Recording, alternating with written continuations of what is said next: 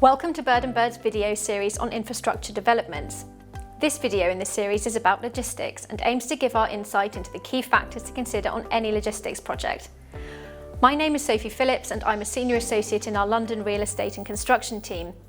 I'm also a member of our wider infrastructure team and specialise in advising on construction projects, including logistics projects.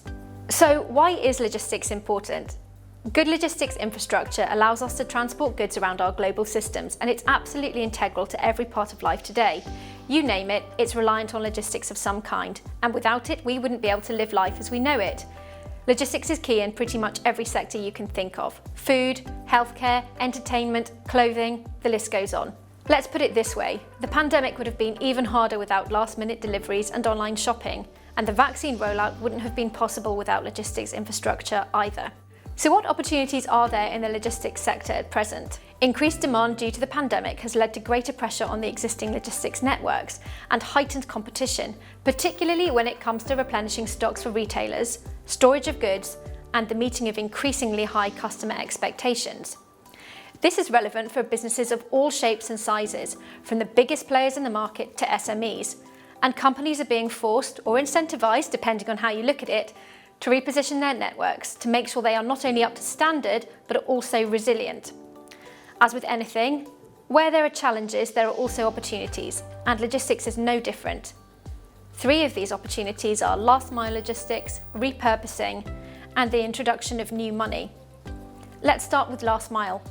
This is an area of rapidly growing interest, largely in the short term as a consequence of the pandemic, but also in the longer term in response to an increasingly demanding consumer and strains on the just-in-time supply chain.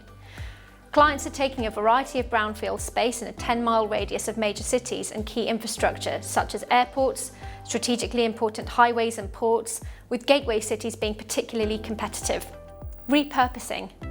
Assets with the potential to be repositioned are being considered by logistics companies and their investors in an effort to ensure distribution networks are as efficient and fit for purpose as possible, although the urban infill market does remain a favourite. The decline in the retail sector in particular has seen an interest in the use of well-located space for logistics. Price correction and pressure from banks in the next 12 months is likely to accelerate the repurposing of out-of-town retail units. And new money. There is huge demand for logistics assets from funds, many of which are new to the market. This is driving up prices and making bidding processes incredibly competitive for the best assets. We are part of a wide network of buyers, sellers, and funders and can often help in bringing deals together off-market. Next, I'd like to touch on key risks and challenges and some possible solutions. An acute shortage of warehouse facilities in major cities means that competition for suitable space is intense. Working to find suitable locations is key, and I've touched upon repurposing already as a potential solution. Supply chain risk. Insolvency happens and delays happen despite the best laid plans, and planning ahead contractually means being forearmed, whether that is leasing more space to stockpile goods or whether that is ensuring that there are enough incentives in your supply contract to make sure that suppliers actually deliver on time. Understanding the physical and practical requirements from as early as possible in your project. Warehouse space and logistics hubs needs to be designed as efficiently and flexibly as possible, whether that is with appropriate heating and cooling facilities, automation and robotics, or space and equipment for powering electric vehicles for deliveries. This means that constructional fit-out contracts and leases all need to very accurately reflect the end user's actual or likely requirements like never before.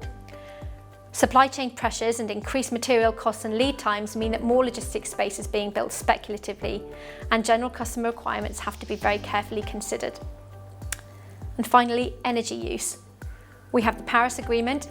The European Commission is looking to achieve a climate-neutral economy by 2050, and the UK government is similarly aiming to be net carbon neutral by 2050 as well. Sustainability is hugely important and must be considered as part of a project from its conception. This need to implement sustainable logistics practices is being driven by government regulations, but also by investor demand and consumer purchasing choices. And that is a consumer who is increasingly conscious about their carbon footprint.